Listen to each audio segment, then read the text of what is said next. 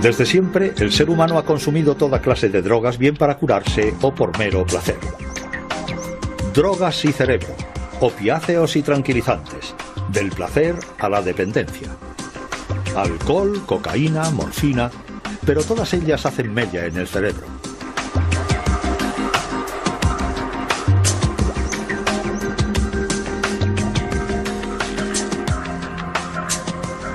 En la actualidad, la biología es capaz de explicar sus efectos en nuestras mentes y el estudio de las drogas permite a la ciencia una mejor comprensión del funcionamiento del cerebro. El opio y sus derivados como la heroína y la morfina, así como todos los tranquilizantes destinados a fines médicos, calman el dolor y la ansiedad, pero estas drogas llevan consigo una terrible dependencia.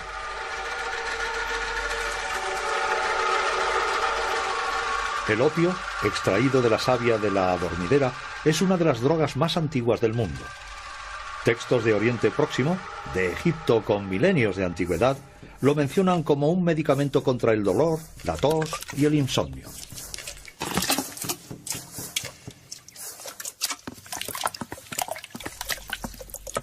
La heroína se produce a partir del opio, siendo un derivado aún más potente. Mezclada con algunos ingredientes como el agua, la cal y el cloro, la pasta de opio se transforma en heroína de una pureza del 80%. Una receta sencilla aplicada en Afganistán y en Myanmar, principales cultivadores de opio.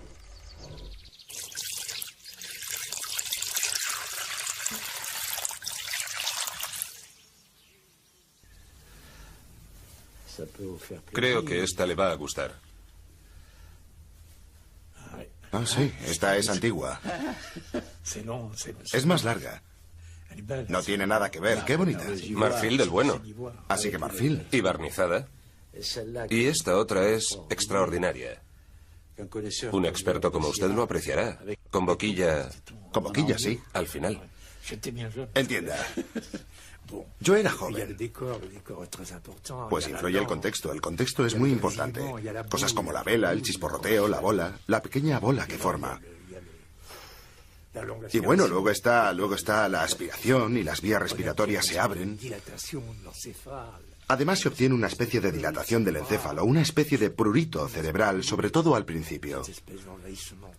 Es maravilloso esa sensación de invasión total que llega a todas partes, que sale de la punta de los pies y sube de los pies al cerebro. Es una invasión. Fumado es algo increíble.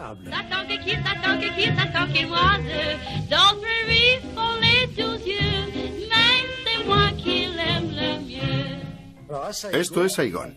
Aquí vemos la fabricación del opio, pues todo el opio pertenecía a los gobernantes que se encargaban de venderlo. Era de buena calidad y el Estado participaba en su comercio.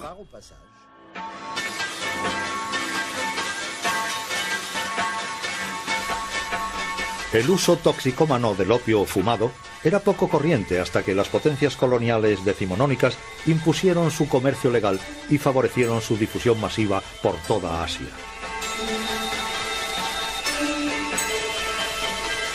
Desde la tintura de opio vendida en farmacias hasta los fumaderos más o menos clandestinos, el consumo del opio alcanza a los países occidentales y acaba siendo prohibido en la década de 1910. En cuanto a la heroína, genera tal fenómeno de dependencia que acaba también en la ilegalidad unos años más tarde.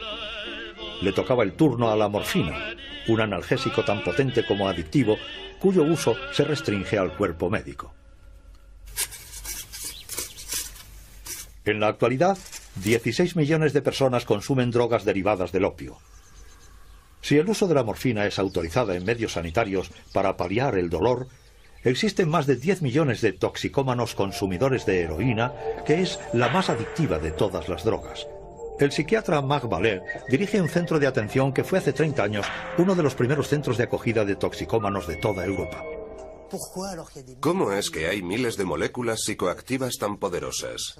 ¿Por qué esta sustancia, la heroína o diacetilmorfina, era una droga que implicaba ruptura, marginalidad? La droga de los toxicómanos.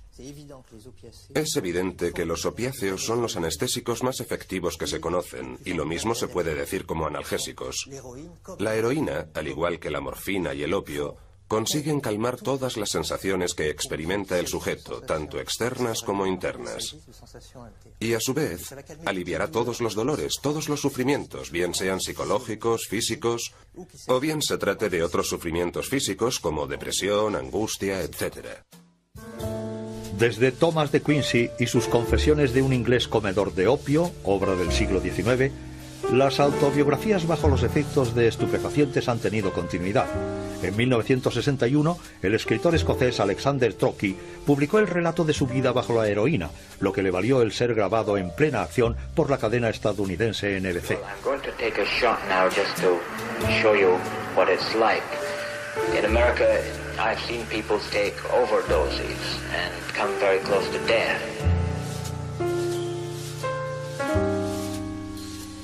Alexander Trocchi murió a los 60 años de una sobredosis. Se puede pensar, y esa es mi esperanza, que los modelos neurobiológicos y psicológicos de la adicción nos van a permitir replantear, de una manera mucho más extensa, todos los problemas de sufrimiento físico y las enfermedades mentales. Creo que la psiquiatría va a experimentar una revolución con estos puntos de vista en los que se ve de una manera dialéctica la dependencia fisiológica y la dependencia psicológica como una explicación recíproca. Creo que al fin vamos a tener unos modelos en los que las perspectivas fisiológicas y las psicológicas van a poder complementarse dialécticamente las unas con las otras, responderse, dialogar y, en un cierto sentido, ejercitarse en una mejor comprensión de los fenómenos psíquicos en general. Sin las ratas y los ratones, jamás hubiéramos podido estudiar los efectos de las drogas. Comparten un gran número de sus genes con nosotros y las drogas desencadenan las mismas tempestades en sus cerebros.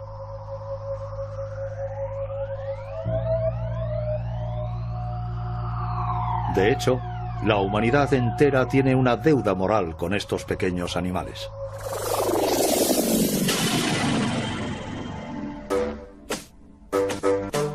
Podemos drogar a las ratas, manipular sus genes e incluso diseccionarlas. Es la triste, pero necesaria labor diaria de los laboratorios que comparan el estado de las ratas drogadas o genéticamente modificadas con las ratas controladas o normales.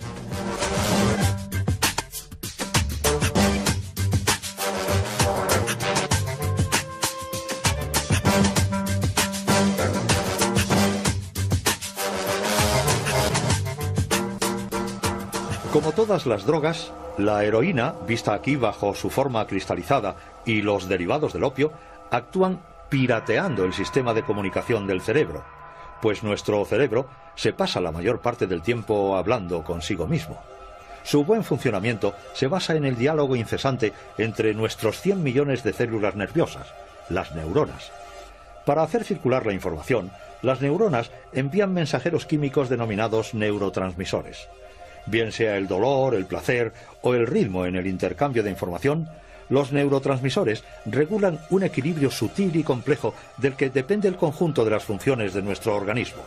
Entre cada neurona existe un pequeño espacio en el que reina una intensa actividad. Es aquí, en la sinapsis, en donde actúan los neurotransmisores. Para hacer circular la información de una neurona a otra, se dirigen a sus receptores correspondientes.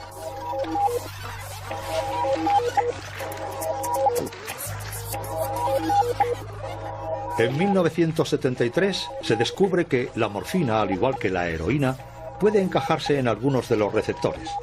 Un descubrimiento de gran calibre que ha permitido a científicos como Brigitte Kiefer explorar un sistema esencial en el funcionamiento del organismo. A partir de este descubrimiento, obviamente supusimos que no era nada normal que la naturaleza nos haya dotado de receptores específicos de una molécula producida por la adormidera. A priori no tenía ningún sentido. Así pues, dijimos que debían de existir moléculas naturales segregadas por el cerebro que deberían, en condiciones fisiológicas normales, interactuar con los receptores. Y así es como nos pusimos a buscar los activadores naturales de los receptores a los opiáceos. A partir del descubrimiento de los primeros péptidos diminutos, se descubrió que también existe una familia de péptidos a los que se les denominó péptidos opioides, unas moléculas que son los activadores endógenos de los receptores. Como se asemejan a las drogas derivadas del opio, estas moléculas han sido bautizadas como péptidos opioides. Con sus receptores, los péptidos opioides constituyen lo que se denomina un sistema endógeno. Se llama así porque se encuentra en el interior de nuestro organismo y este sistema es indispensable para nuestra existencia.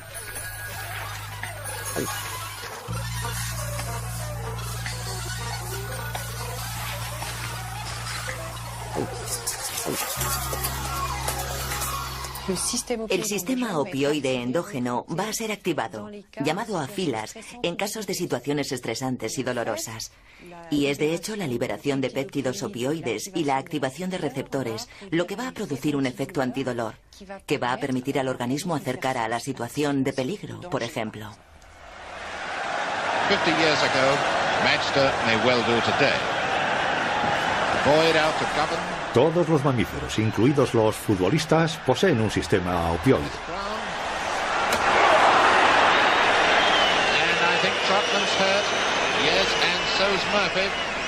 Durante la final de la Copa de Inglaterra de 1956, el portero alemán del Manchester City, Bert Treutmann, tuvo una mala caída y se fracturó las vértebras cervicales.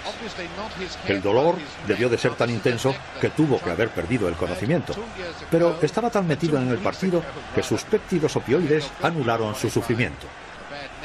Se levantó y siguió jugando hasta el final del encuentro.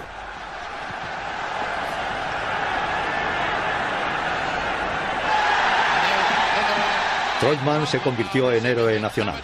Era la primera vez que un sistema opioide era elegido mejor jugador del año.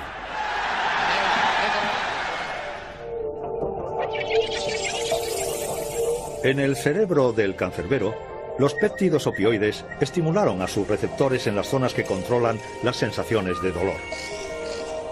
Primero en la columna vertebral, que conduce hasta el cerebro todas las sensaciones experimentadas por el cuerpo.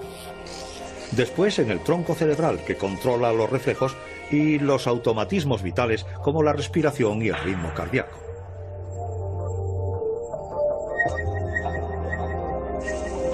Finalmente en el área límbica, donde el estriato, el núcleo accumbens, el tálamo y la amígdala regulan emociones como el miedo y la ansiedad, además de la sensación de recompensa y de placer.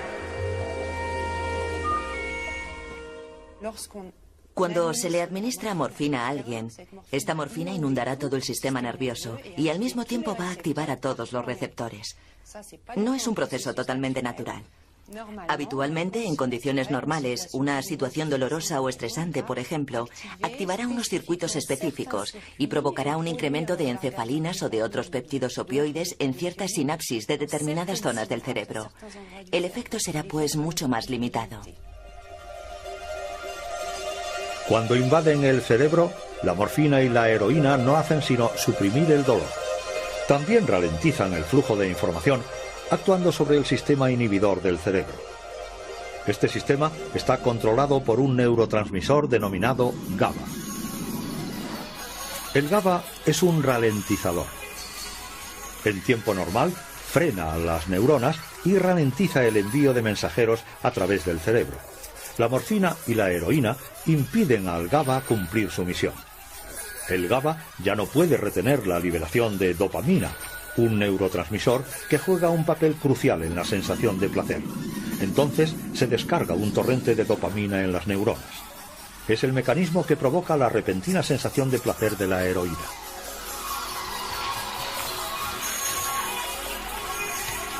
Este mecanismo tiene lugar en una zona muy concreta del cerebro, en la región del estriato, pero sobre todo en el núcleo accumbens, hoy considerado nuestro centro de placer, pues todas las drogas provocan un aumento masivo de la dopamina en esta zona minúscula. Emiliana Borrelli estudia el impacto de todos estos mecanismos en el funcionamiento del cerebro. Estudios realizados sobre animales han demostrado que este incremento de la dopamina podría corresponder a la sensación de placer. Y es por esto, es decir, por esta sensación, por lo que notamos algo al tomar una droga. Se debe a la dopamina, que nos lleva a tomar aún más droga. Así pues, este es quizás el primer paso hacia la adicción. Es la adicción lo que puede con estos cerdos. Cuando se entregan a esta extraña ocupación, los cerdos sometidos al experimento sienten un dolor leve y constante en sus mandíbulas. Estimulan así su sistema opioide y anestesian su angustia. Una costumbre que puede convertirse en adictiva. Debido a que este sistema tiene que ver a la vez con el dolor y con la recompensa, el opiáceo exógeno de referencia, la morfina, es un producto con dos efectos muy poderosos. Es un potente analgésico, pero es también una sustancia adictiva, porque efectivamente trabaja con los dos registros, con los dos tipos de circuitos. Brigitte Kiefer ha querido separar el efecto antidolor y el efecto adictivo de la morfina. Para ello, ha estudiado a los tres receptores de los opiáceos: Mi, delta y kappa.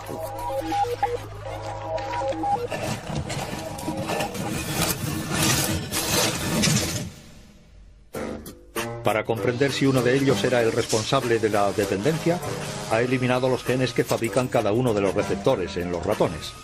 Son unos ratones modificados genéticamente a los que se denomina knockout.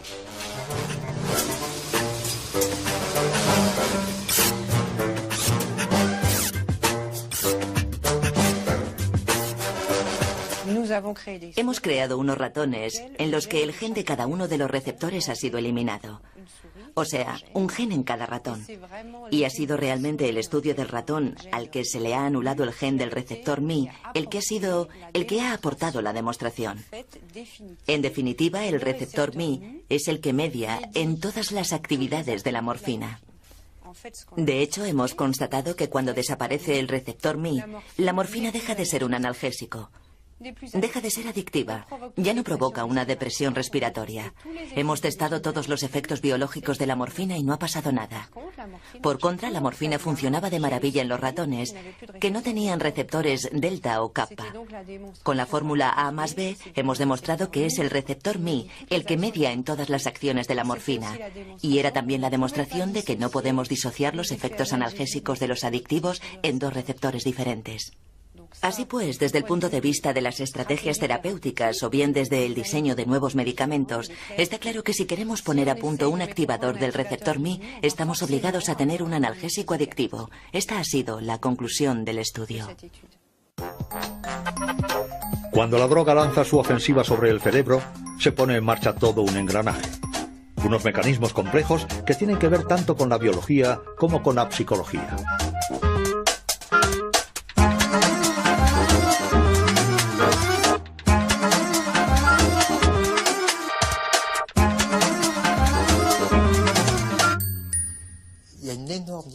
Existe una inmensa diferencia entre la dependencia, en el sentido de necesidad psicológica de tener una sustancia, y la adicción, en su sentido pleno, que es el hecho de que para un sujeto en un momento dado, dicha sustancia se convierte en el centro de su existencia.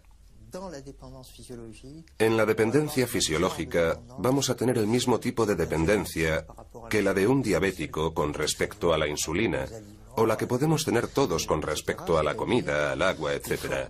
Es decir, una forma de dependencia muy fuerte fisiológicamente, pero psicológicamente neutra. Uno puede inyectarse insulina todos los días sin estar pensando en ella permanentemente, como hacen los diabéticos. Se puede ser médico, profesor, padre de familia, madre de familia y diabético. Un heroinómano se despierta como tal y no puede ser otra cosa, porque el apremio psicológico y social ligado a la adquisición de la heroína es mucho más fuerte.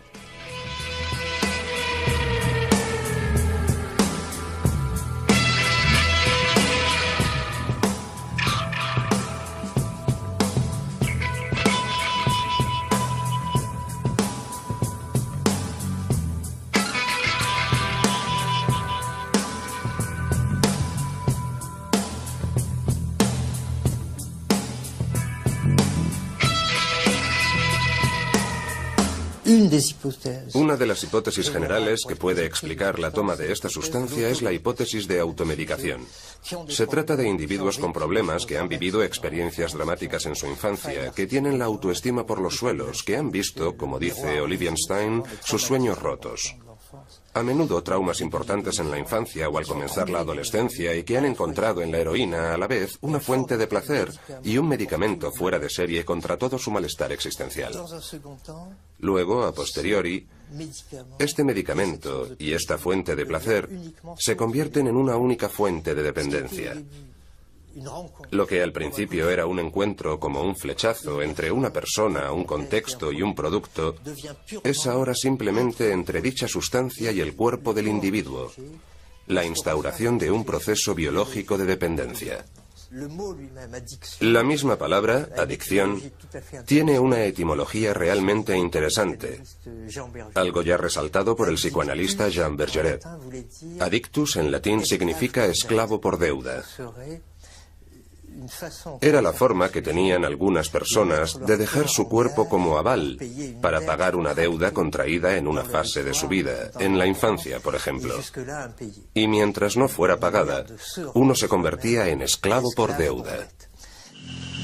Ironically, the only relief from his demons is through the very poison that originally hooked him. The same heroin that will bind him ever more tightly to his living hell.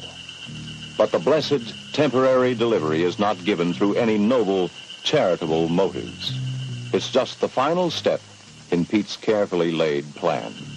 He's made another junkie and another source of money. Sea cual sea la droga, los mecanismos de la dependencia aún están lejos de esclarecerse. El investigador Pier Vincenzo Piazza ha intentado averiguar si cualquiera de nosotros podría caer en la adicción o si más bien la toxicomanía es una auténtica enfermedad. En la actualidad, el toxicómano, cada vez más en nuestra sociedad, es considerado como alguien a medio camino entre el delincuente y el enfermo. Yo encuentro que socialmente es extremadamente importante responder a esta pregunta. ¿Hay alguna diferencia entre el deprimido que en el curso de un delirio depresivo mata a 15 personas y acaba en un hospital psiquiátrico y la toxicómana que roba 2 faldas y 500 euros y va directamente a la cárcel? ¿Es la drogodependencia una patología o no? Así pues, una forma de responder a esta cuestión es la siguiente. ¿Los animales pueden ser también toxicómanos? Porque si la respuesta es sí, entonces quiere decir que este comportamiento patológico puede existir fuera de un contexto social, fuera de un rasgo específico de una especie. Por tanto, no creo que se trate de un vicio, sino de algo diferente. Es una verdadera patología del comportamiento. En 2004, el equipo del Dr. Piazza puso en marcha un experimento para saber si las ratas son todas iguales ante la droga.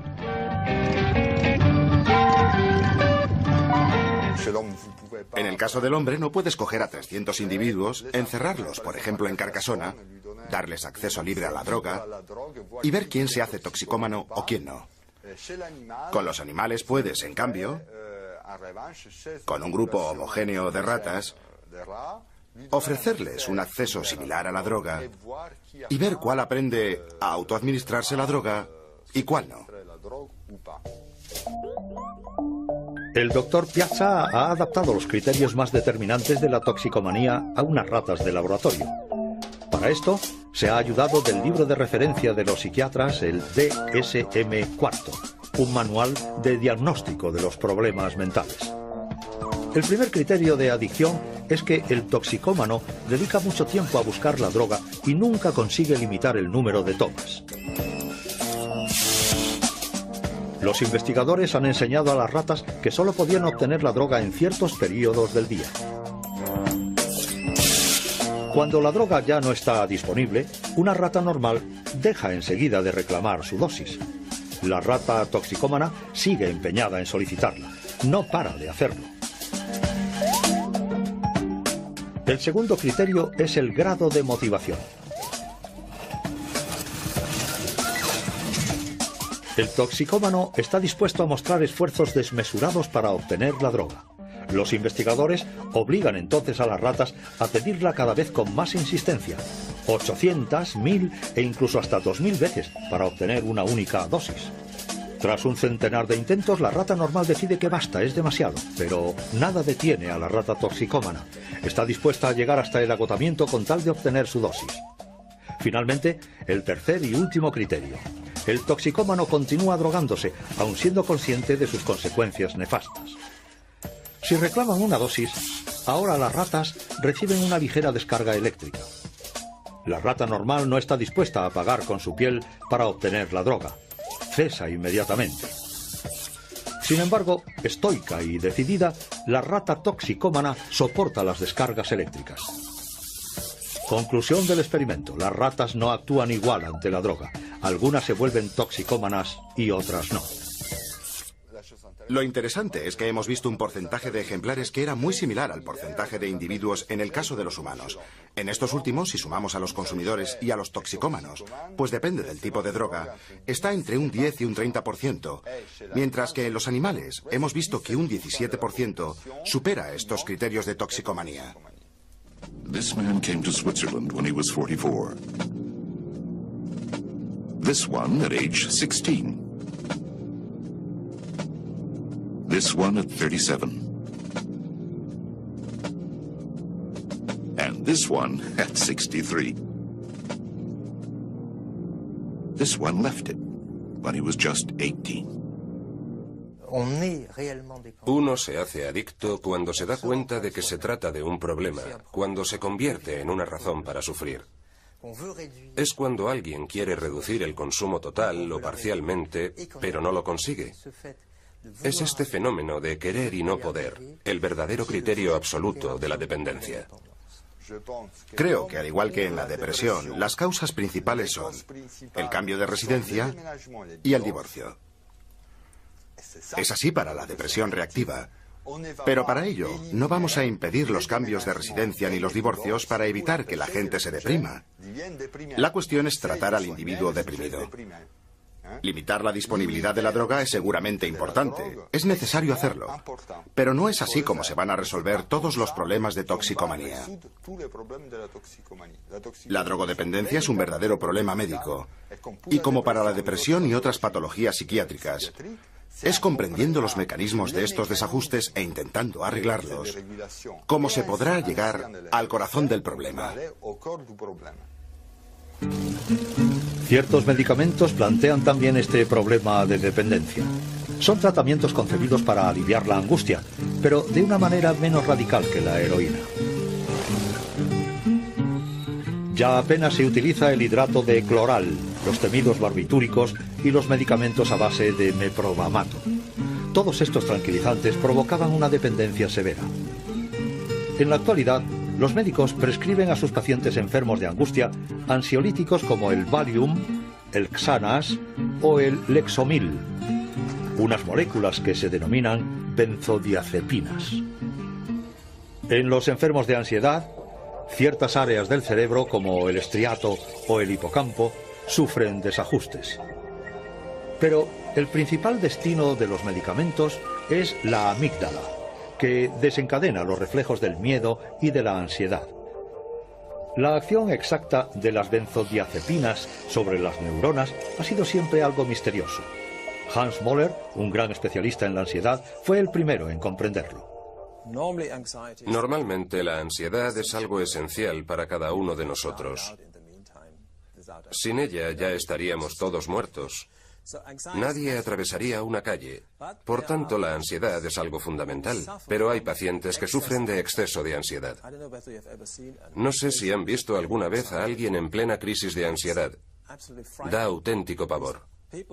Estas personas pueden estar sentadas en un restaurante, en la oficina, en casa, y de repente, sin un desencadenante evidente, se quedan rígidos, sudan, su corazón se acelera y piensan que ya les ha llegado su último momento. Son incapaces de moverse, de levantarse, y tras una hora el ataque aminora o desaparece. La ansiedad en estos pacientes es devastadora. Debemos encontrar un medio para ayudarles. Hans Müller descubrió que benzodiazepinas como el Valium actuaban sobre el sistema de ralentización del cerebro, el sistema del GABA.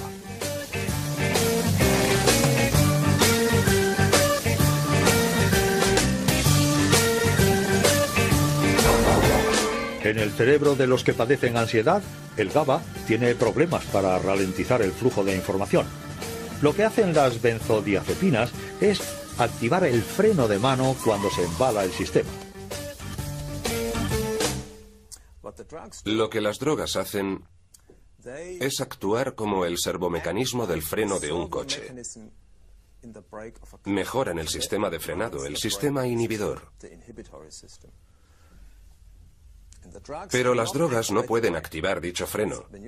Cuando uno conduce un coche y decide pisar el freno, el servomecanismo hace el freno más eficiente.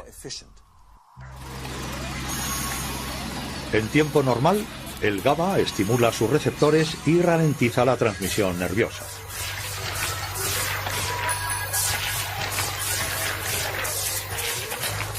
Cuando las benzodiazepinas se adhieren a una pequeña zona de los receptores, el GABA se vuelve aún más eficaz y los mensajes de ansiedad se frenan en seco. Las benzodiazepinas son muy eficientes, tanto que algunos no lo tienen nada fácil. Ciertos pacientes también muestran dependencia, tienen problemas para detener la medicación. Por eso se debería tratar a los pacientes con benzodiazepina por un periodo de tiempo limitado.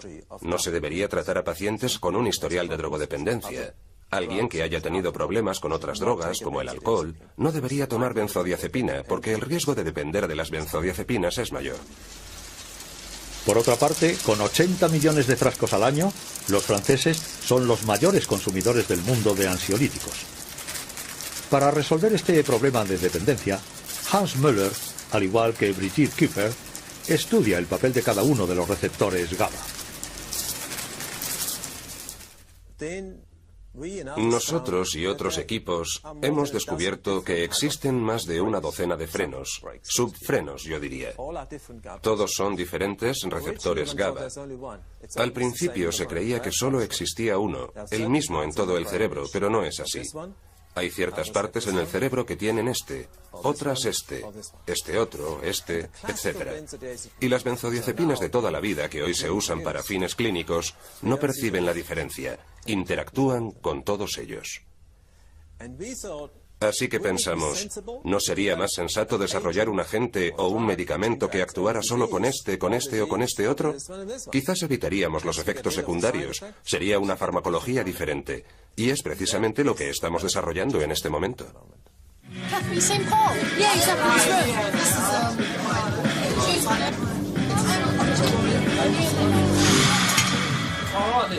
Mientras llegan las nuevas generaciones de ansiolíticos, los pacientes no deben interrumpir bruscamente el tratamiento, pues con medicamentos como la heroína, el cuerpo se adapta y reclama su dosis. Sin ella, se activa el síndrome de abstinencia. The first smoke of heroin can make you throw up, but some people still go back for more. If you get into it, your looks will start to go, and you'll feel even worse. Una vez que su organismo se ha habituado es cuando se llega a la situación típica del heroinómano que nos viene a pedir ayuda diciendo: empecé a tomar heroína porque era un goce extraordinario, un placer superior al orgasmo. Era fantástico porque me hacía olvidar todos mis problemas existenciales, se acababan mis preocupaciones. Ya no tenía ningún tipo de problema existencial, se acababa el sufrimiento. En la actualidad solo tomo la heroína para estar normal. Sin embargo, si la dejo, experimento un sufrimiento absolutamente terrible. Este sufrimiento es psicológico. Vuelven a aflorar mis angustias, no consigo dormir. Pero este sufrimiento es también físico, fisiológico. Me duele todo, los músculos, los huesos, me provoca diarrea, vómitos. He needs a shot now, and he needs it badly. But this is the last one. After he's feeling better, he'll quit. Never touch the stuff again. At first, it all seemed like such harmless fun. It was hip to go along with the gang. But where's the gang now? Why aren't they with him when he needs them most? Too late, he realizes that by joining to belong, he's more alone than ever. This is the one trip he must take all alone. Only he himself can experience the unbearable agony of withdrawal. Alternately, he will feel... El típico síndrome de abstinencia de los toxicómanos radica en el cerebro. Para seguir funcionando con normalidad, el cerebro está obligado a modificar sus interconexiones y su equilibrio. 72 hours, then continue for 2 more weeks. In the meantime, he must obey the rules of the drug addict's world of secrecy. La primera vez que alguien se expone a una droga es por curiosidad. Es simplemente una sobreestimulación de sus neuronas. Cuando la situación se vuelve crónica, o sea, cuando el que la probó continúa tomándola, es algo celular. Experimenta, ¿cómo decirlo?, una especie de memoria celular. Por tanto, no es la memoria del individuo la que interviene, sino la memoria precisamente neuronal. Primero debemos saber que antes de experimentar el llamado mono, el cerebro ya se ha vuelto dependiente. Digamos que en la persona que se vuelve dependiente, es decir, que consume droga de manera continua y en grandes cantidades, su cerebro cambia de estado. Va a entrar en una fase que se llama estado de dependencia. Y efectivamente es un estado en el que se va a acostumbrar a la presencia de la droga y tratará de compensarlo en el sentido inverso. En el caso de los opiáceos, de la heroína, por ejemplo, sabiendo que la heroína es inhibidora de las neuronas a fuerza de estar constantemente inhibidas, estas van a desarrollar unos fenómenos compensadores y, en cierto sentido, van a lanzar unos sistemas excitadores. Mientras el cerebro esté bajo la heroína, estará mantenido bajo inhibición y progresivamente regresará a un estado nuevo de equilibrio que es similar al normal, pero bajo la heroína, porque los efectos inversos han sido potenciados. Si le quitáramos la heroína de golpe, ¿qué sucedería en ese momento? Se pasaría a otro estado de forma radical, cambiaríamos de nuevo el equilibrio. Si el inhibidor general ya no está presente, van a salir a flote todos los efectos excitadores, que en definitiva no son sino el mono. Ahora, existen tratamientos que permiten a los toxicómanos dejar la heroína sin sufrir la abstinencia. Desde su distribución en una prisión de Nueva York a principios de los 70, el recurso a los opiáceos de síntesis se ha generalizado. La metadona y la buprenorfina sustituyen a la heroína en el cerebro, pero actúan con menos fuerza en los receptores. De ahí su nombre de tratamientos sustitutivos. La metadona es algo que evita el mono. En un drogodependiente ocupa continuamente los receptores. Por tanto, no hay síndrome de abstinencia ni una búsqueda compulsiva de la droga. Está en un estado relativo de equilibrio que hace que pueda interactuar casi con normalidad con la sociedad. Con esto también se vuelven adictos a la metadona o a la buprenorfina. Sin embargo, no se da el subidón que sienten los heroinómanos bajo el efecto de la droga, porque la metadona y la buprenorfina no alcanzan un nivel de concentración tal que provoque el efecto de búsqueda en el toxicómano. A un nivel fisiológico puro, podemos decir que reemplazar la heroína por la metadona o la buprenorfina no es sino sustituir una droga por otra. Sustituimos una droga prohibida por otra legal. Una droga que vale muy cara por otra suministrada por la sociedad. Una sustancia de acción corta e intensa por unos productos de acción menos intensos pero mucho más duraderos. Los tratamientos de sustitución no son la panacea. Los investigadores desearían dar con un tratamiento que curara la adicción en vez de disminuirla. Para ello, la investigación se interesa de cerca en la dopamina, el neurotransmisor ligado a la sensación de placer provocada por las drogas. Exactamente como para los opiáceos o el GABA, existen varios tipos de receptores a la dopamina. Y es uno de ellos, el receptor D2, el que parece jugar un papel crucial en la dependencia de las drogas. Para estudiarlo, los investigadores recurren a ratones modificados genéticamente. Con el objetivo de poder estudiar el papel del receptor D2 en su respuesta a las drogas, pero digamos también en su función fisiológica cotidiana, hemos creado unos animales knockout, en los cuales el receptor D2 no se hace evidente.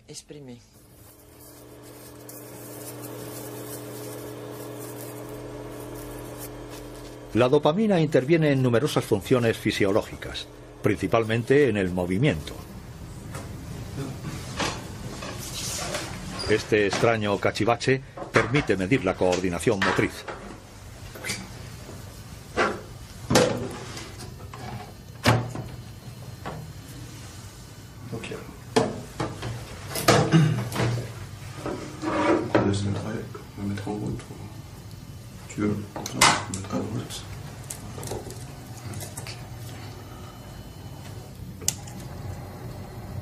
Un fracaso total para el ratón Knockout.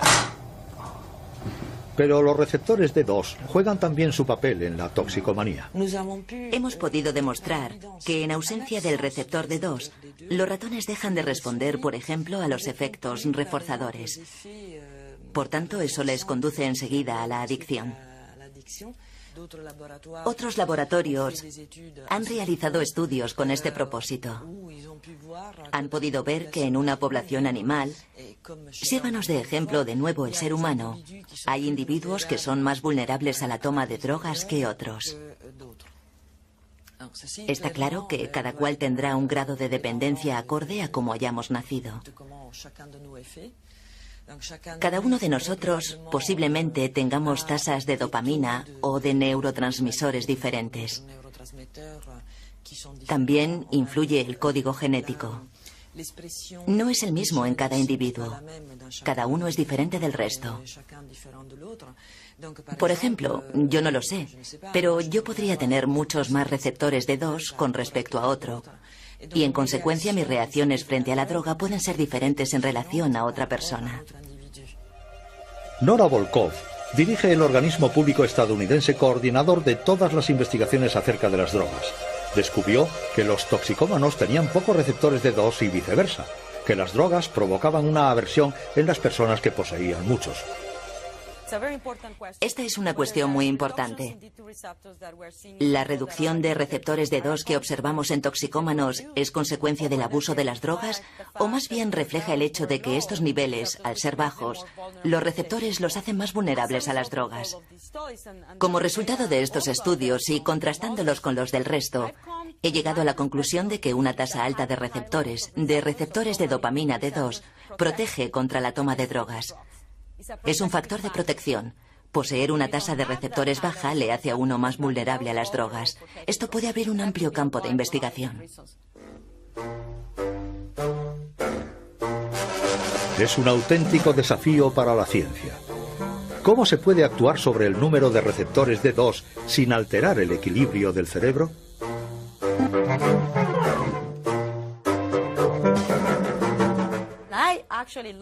Me encanta esta interpretación porque nos anima a desarrollar estrategias que nos permitan elevar el número de receptores.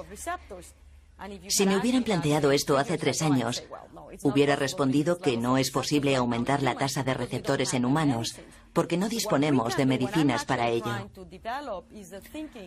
Lo que sí es posible, lo que estamos intentando desarrollar, es el recurso a intervenciones de comportamiento.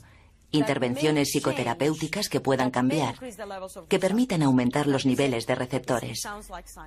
Esto suena a ciencia ficción, pero sabemos, por ejemplo, que el estrés crónico en ratas provoca una disminución de los receptores de dopamina D2. ¿Cuál sería el efecto si le aliviáramos el estrés a una persona que está estresada?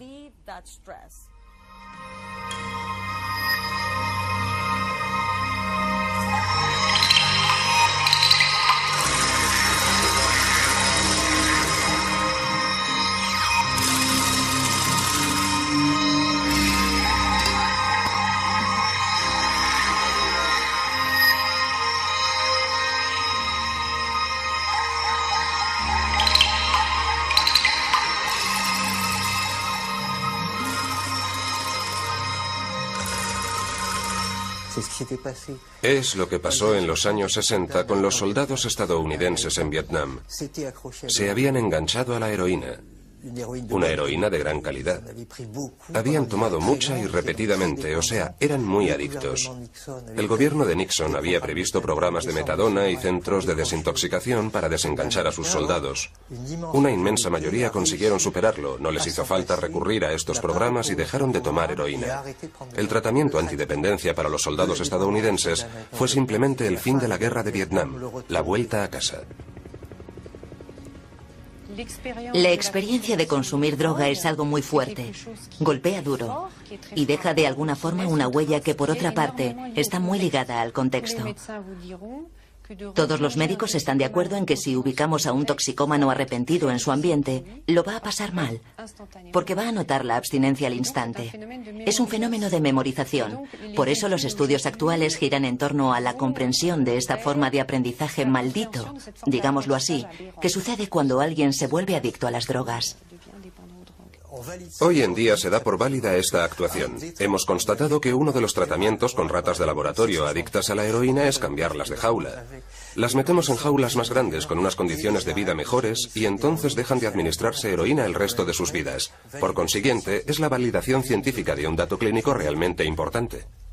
Como la droga, las experiencias vitales y los recuerdos atraviesan la membrana de las neuronas, el espacio líquido de la sinapsis, y quedan marcados para siempre en nuestro cerebro. El estudio de estos procesos complejos es lo que reconcilia ahora a la neurobiología con la psicología. Por tanto, es una dependencia que es a la vez fisiológica y psicológica. Y consideramos hoy, por otra parte, que la dependencia es un fenómeno global y que es probablemente un error haber separado la dependencia psicológica de la dependencia fisiológica.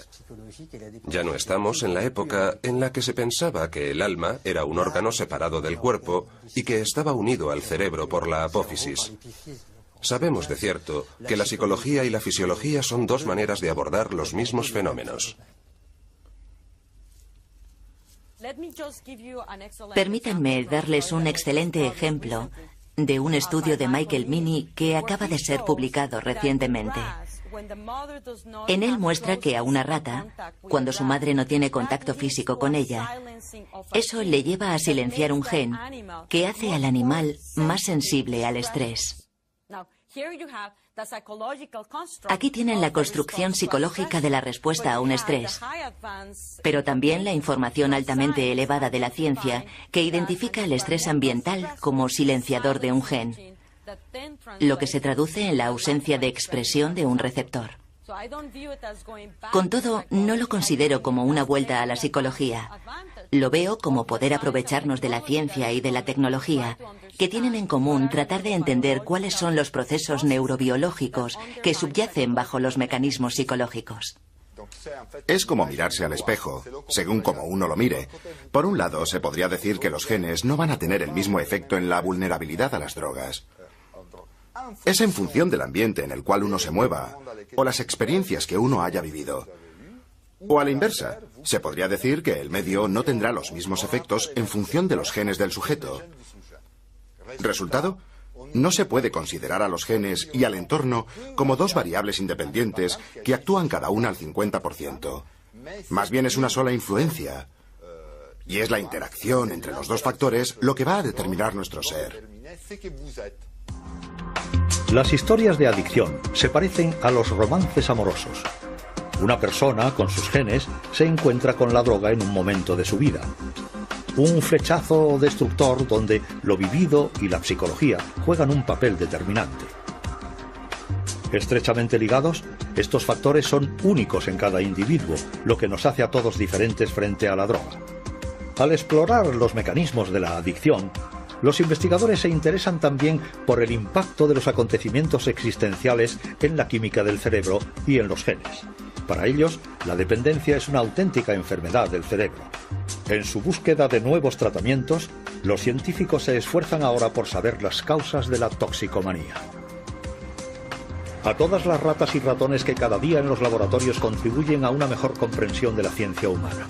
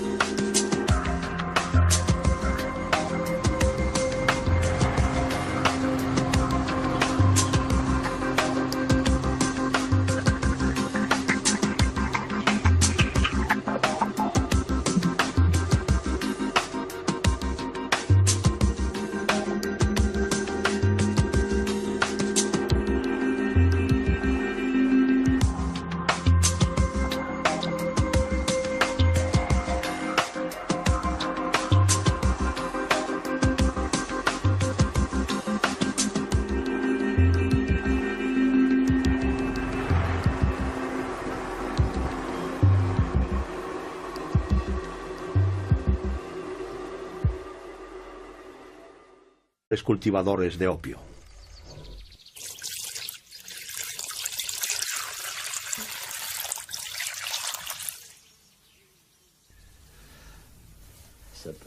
Creo que esta le va a gustar. Ah, sí, esta es antigua. Es más larga. No tiene nada que ver, qué bonita. Marfil del bueno. Así que marfil. Y barnizada. Y esta otra es extraordinaria. Un experto como usted lo apreciará. Con boquilla... Con boquilla, sí. Al final. Entienda. Yo era joven.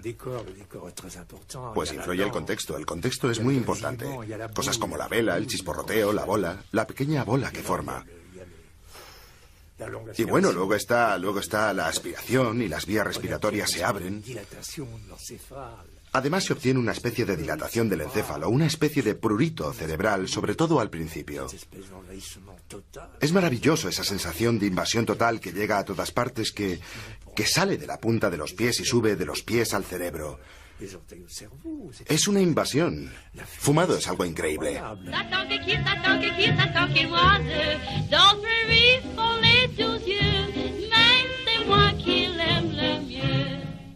Esto es Saigón. Aquí vemos la fabricación del opio, pues todo el opio pertenecía a los gobernantes que se encargaban de venderlo. Era de buena calidad y el Estado participaba en su comercio.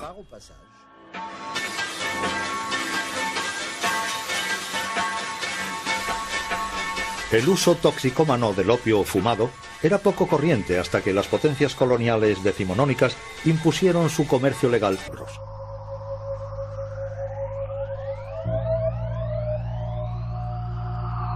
De hecho, la humanidad entera tiene una deuda moral con estos pequeños animales.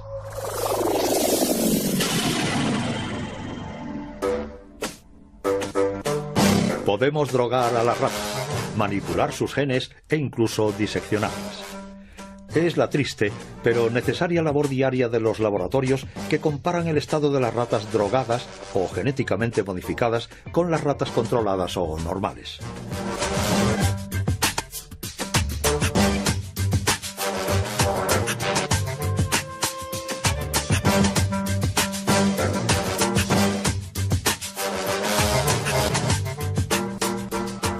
Como todas las drogas, la heroína, vista aquí bajo su forma cristalizada, y los derivados del opio, actúan pirateando el sistema de comunicación del cerebro, pues nuestro cerebro se pasa la mayor parte del tiempo hablando consigo mismo. Su buen funcionamiento se basa en el diálogo incesante entre nuestros 100 millones de células nerviosas, las neuronas. Para hacer circular la información, las neuronas envían mensajeros químicos denominados neurotransmisores. Bien sea el dolor, el placer o el ritmo en el intercambio de información, los neurotransmisores regulan un equilibrio sutil y complejo del que depende el conjunto de las funciones de nuestro organismo. Entre cada neurona existe un pequeño espacio en el que reina una intensa actividad. Es aquí, en la sinapsis, en donde actúan los neurotransmisores. Para hacer circular la información de una neurona a otra, se dirigen a sus receptores correspondientes.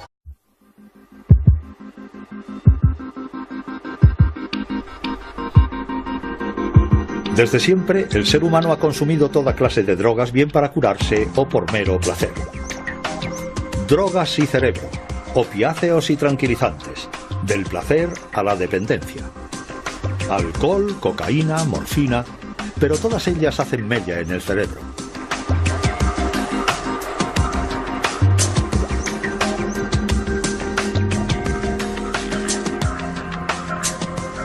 En la actualidad, la biología es capaz de explicar sus efectos en nuestras mentes y el estudio de las drogas permite a la ciencia una mejor comprensión del funcionamiento del cerebro.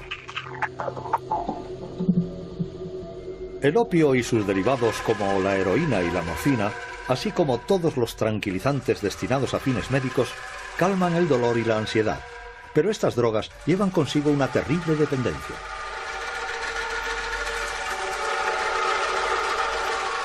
El opio, extraído de la savia de la adormidera, es una de las drogas más antiguas del mundo.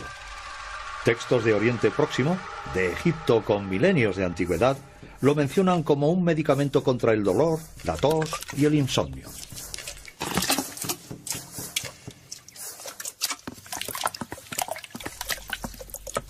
La heroína se produce a partir del opio, siendo un derivado aún más potente. Mezclada con algunos ingredientes como el agua, la cal y el cloro, la pasta de opio se transforma en heroína de una pureza del 80%. Una receta sencilla aplicada en Afganistán y en Myanmar principal y favorecieron su difusión masiva por toda Asia.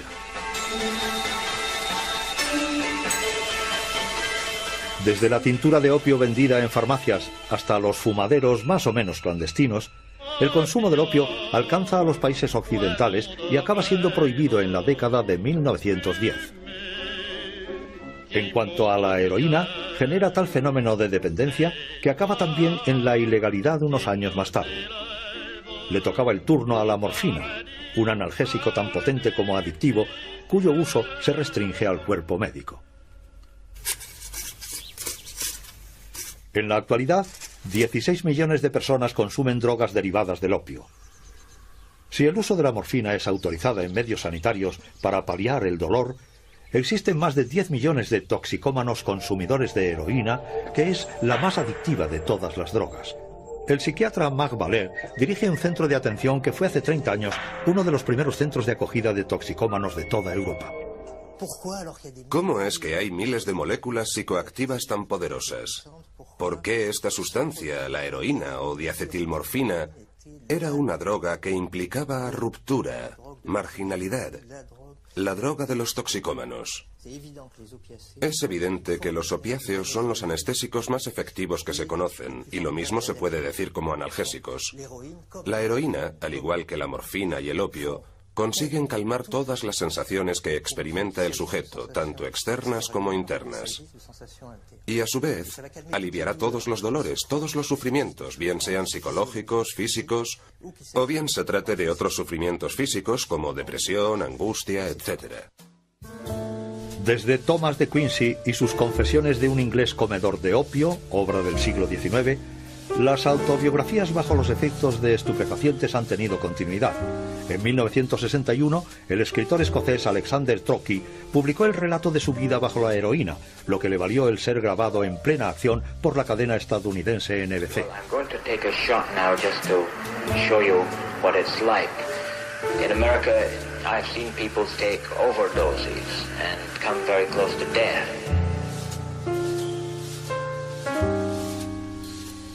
Alexander Trocchi murió a los 60 años de una sobredosis. Se puede pensar, y esa es mi esperanza, que los modelos neurobiológicos y psicológicos de la adicción nos van a permitir replantear, de una manera mucho más extensa, todos los problemas de sufrimiento físico y las enfermedades mentales. Creo que la psiquiatría va a experimentar una revolución con estos puntos de vista en los que se ve de una manera dialéctica la dependencia fisiológica y la dependencia psicológica como una explicación recíproca. Creo que al fin vamos a tener unos modelos en los que las perspectivas fisiológicas y las psicológicas van a poder complementarse dialécticamente las unas con las otras, responderse, dialogar y, en un cierto sentido, ejercitarse en una mejor comprensión de los fenómenos psíquicos en general.